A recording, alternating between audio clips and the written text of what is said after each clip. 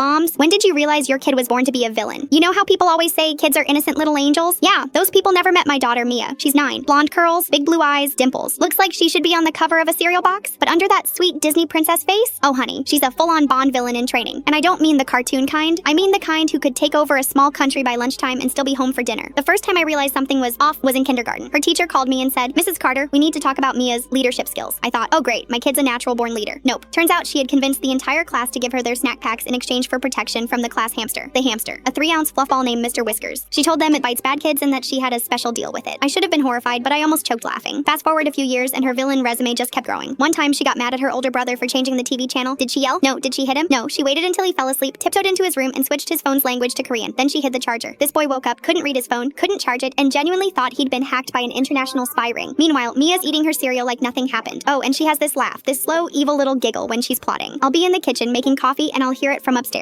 It's like a horror movie soundtrack, but with glitter. She's also the queen of public embarrassment. Last month, we were in Target, and she wanted a Barbie dream house. I said no. She looks me dead in the eye, loud enough for half the store to hear, and says, "Okay, I'll just tell Grandma you spent all your money on wine again." First of all, Grandma doesn't even drink. Second of all, I could feel the judgment from aisle 12 to aisle 28. I swear I saw a lady clutch her pearls. Then there's the birthday party incident. We were at Chuck E. Cheese, and another kid took the last slice of pizza. Mia didn't cry. She didn't complain. She walked over to the prize counter, spent her tickets on one of those cheap little plastic spiders, and dropped it in the kid's soda. The kid screamed, spilled it everywhere, and Mia just sipped her juice like a mob boss watching her plan succeed. But the moment I knew she was born to be a villain happened last week. I was baking cookies for a school bake sale, and she comes in all sweet. "Mommy, can I help?" Of course, I say yes. She stirs the dough, helps with the sprinkles, even cleans up. I'm thinking, wow, maybe she's growing out of her little schemes. Wrong. The next day at the bake sale, all the moms are gathered around talking about how delicious the cookies are. Then one mom whispers, "But did yours have a note inside?" I'm like, "A note?" I grab one of the leftover cookies, break it open, and sure enough, there's a tiny rolled up piece of paper inside. I unroll it, and in Mia's handwriting it says, "I can get you out of homework. Meet me behind the gym. Bring candy." She had baked little blackmail recruitment notes into half the cookies. By the end of the day, she had a backpack full of Reese's, Skittles, and a suspicious amount of gummy worms. I confronted her, and she just shrugged. "Mom, that's just networking." And here's the final kicker. Later that night, I was cleaning the kitchen and found her organization chart on the fridge, written in colored markers with arrows and names. Mia, boss, Lily, spy, Jack, muscle. Mom, unwitting supplier. Unwitting supplier. I don't know whether to ground her or start investing in her future crime empire. But I will say this. If the world ends in some giant villain takeover and the leader has curls, dimples, and a juice box in her hand, I'll just nod and say, "Yep, that's my girl."